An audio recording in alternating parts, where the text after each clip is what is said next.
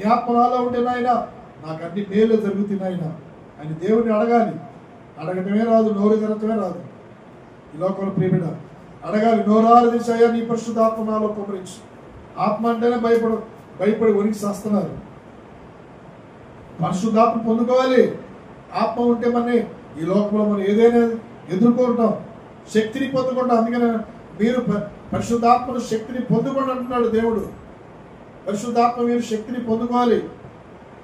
పరిశుద్ధాత్మ మన ఆత్మపైకి రావాలి. వచ్చినప్పుడు మనం ఏం చేస్తాం? సర్వశక్తిని నడుతాం. నీతిని గురించి పాపముల గురించి మన దేవుడు ఏం చేస్తాడంటే ఓపింపజేస్తాడు ప్రియబిడ్డ. అందుకని మనం ఆత్మ ద్వారా నడిపించబడ్డప్పుడు మంచి బహుమానము ఆయన ఇచ్చే ఆత్మ. హల్లెలూయా.